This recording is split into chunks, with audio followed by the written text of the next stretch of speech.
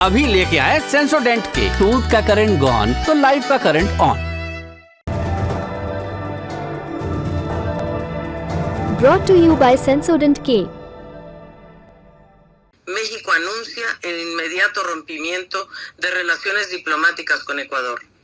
En este sentido, el personal diplomático de México en Ecuador abandonará ese país de inmediato. अभी आप Mexico के विदेश मंत्री अलिसिया बार्सिना इबारा को सुन रहे थे, जो बता रही थी उनके देश ने इक्वाडोर के साथ डिप्लोमेटिक संबंध खत्म करने का फैसला किया है।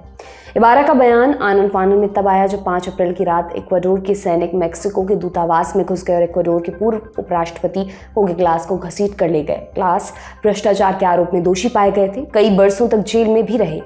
छूटने के बाद वो देश छोड़कर जाने की फिराक में थे, मगर उनको छूट नहीं मिली। दिसंबर 2023 में वो मेक्सिको के दूतावास में चले गए, राजनीतिक शरण मांगी। 5 अप्रैल की सुबह उनको शरण मिल भी गई। इसकी जानकारी खुद मेक्सिको के राष्ट्रपति आंद्रे मैनुअल लोपेज ओब्राडोर ने दी थी। ¿Su gobierno buscaría traer a territorio nacional a Jorge Glass? Sí, porque nos los está pidiendo y nosotros consideramos sagrado el derecho de asilo. Es una cuestión de principios. La política exterior de México se caracteriza por proteger a perseguidos políticos.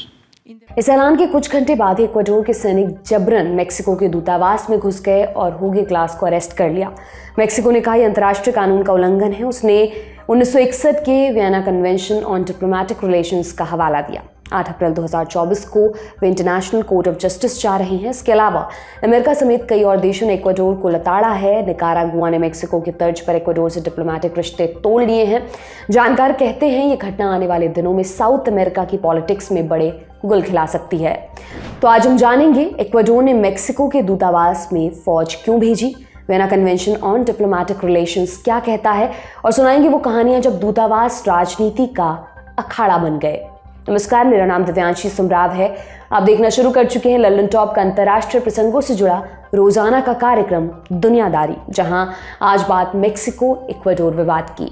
Mexico north America में पड़ता है। ये America की दक्षिणी सीमा से सटा हुआ है, जबकि इक्वाडोर दक्षिण अमेरिका महाद्वीप का हिस्सा है। दोनों के बीच की दूरी लगभग 4000 किलोमीटर है। फिर भी कई मामलों में उनका कनेक्शन है। मेक्सिको और इक्वाडोर दोनों अतीत में स्पेन की कॉलोनीज थे। दोनों 19वीं सदी की शुरुआत में औपनिवेशिक शासन से आज़ाद हुए और मौजूदा समय में दोनों गैंग वायलेंस और ड्रग्स की स्मगलिंग की समस्या से जूझ रहे हैं।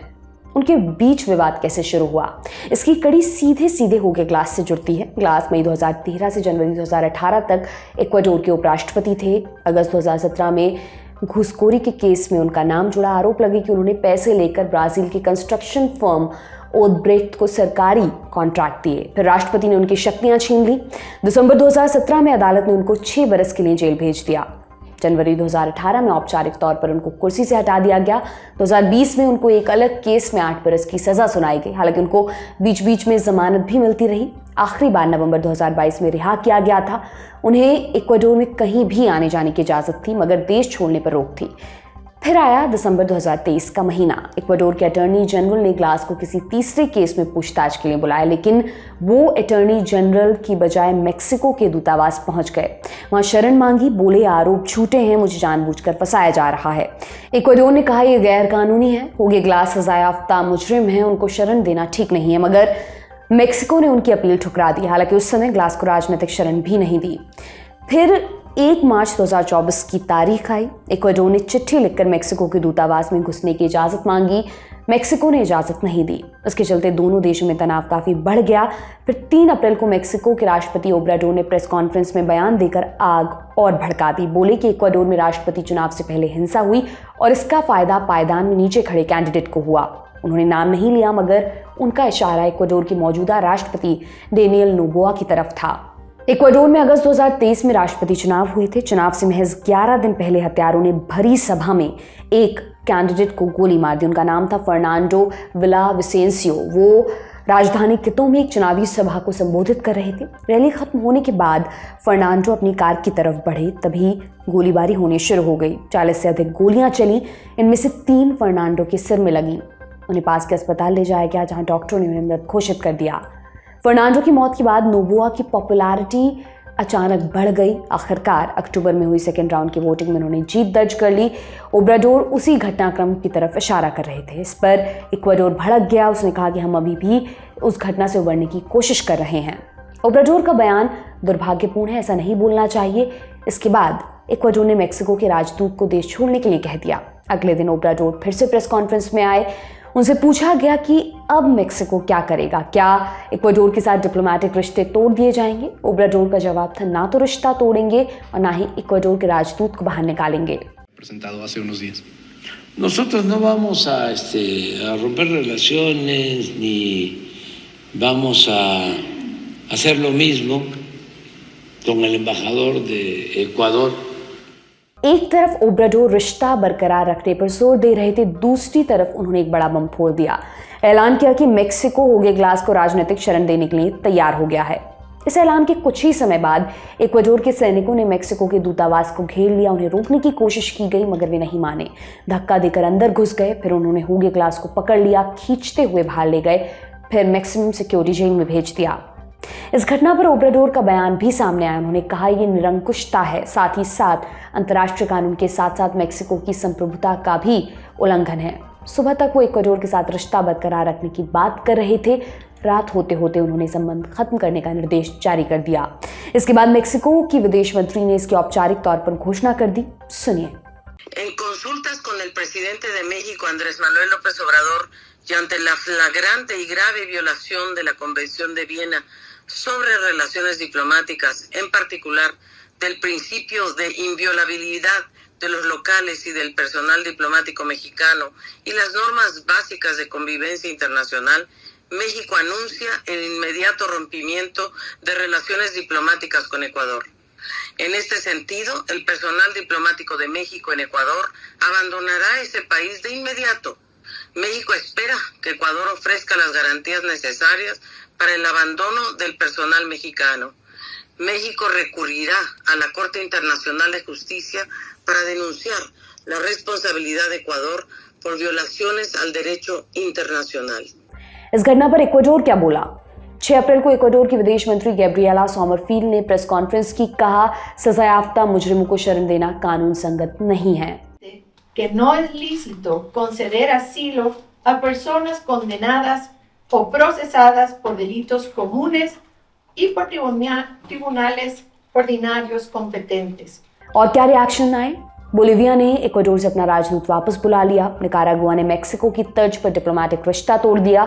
Argentina, Brazil, Chile, Colombia, Cuba, Peru, Uruguay और वेनेजुएला ने इक्वाडोर की निंदा की है। अमेरिका, यूरोपियन यूनियन और यूनाइटेड नेशंस ने कहा कि ये वियना कन्वेंशन का उल्लंघन है। अभी तक आपने कई दफ़ा वियना कन्वेंशन का जिक्र सुन लिया होगा। इसकी कहानी क्या कहती है? ये स्वतंत्र देशों के बीच डिप्लोमेटिक रिश्तों का एक फ्रेमवर्क है, यानी दूतावास कैसे काम करेंगे, डिप्लोमेटिक स्टाफ मेंबर्स के क्या अधिकार होंगे, किन मामलों में छूट होगी आदि। अप्रैल 1961 में यूएन में इसको मंजूरी मिली। यूएन के लगभग सभी सदस्य देश इसको मानते हैं। भारत ने 1972 में वियना कन्वेंशन के नियमों को अपने यहाँ लागू किया था। क्या क्या दर्ज है वियना कन्वेंशन में? कुल 53 आर्टिकल्स हैं। आर्टिकल 9, मेज़बान देश किसी भी समय और किसी भी वजह से किसी देश के डिप्लोमेटिक स्टाफ मेंबर्स को बाहर निकाल सकता है। मेहमान देश को तय समय अवधि के अंदर ऐसे स्टाफ मेंबर्स को निकालना पड़ता है, वरना उसकी डिप्लोमेटिक इम्यूनिटी खत्म हो जाती है। आर्टिकल 22, मेहमान देश के दूतावास और उससे जुड़ी इमारतों में मेज़बान देश के अधिकारी नहीं घुस सकते। घुसने के लिए उन्हें डिप्लोमेटिक मिशन के हेड की परमिशन चाहिए। ये नियम डिप्लोमेटिक स्टाफ मेंबर्स के घरों पर भी लागू होता है। आर्टिकल 24, किसी भी डिप्लोमेटिक मिशन के आर्काइव और दस्तावेजों को कोई मेज़बान देश ना तो जब्त कर सकता है, ना ही उसको खोल सकता है। आर्टिकल 27, मेज़बान देश कभी भी डिप्लोमेटिक बैग को नहीं खोल सकते। डिप्लोमेटिक कुरियर को किसी भी हालत में अरेस्ट नहीं किया जा सकता।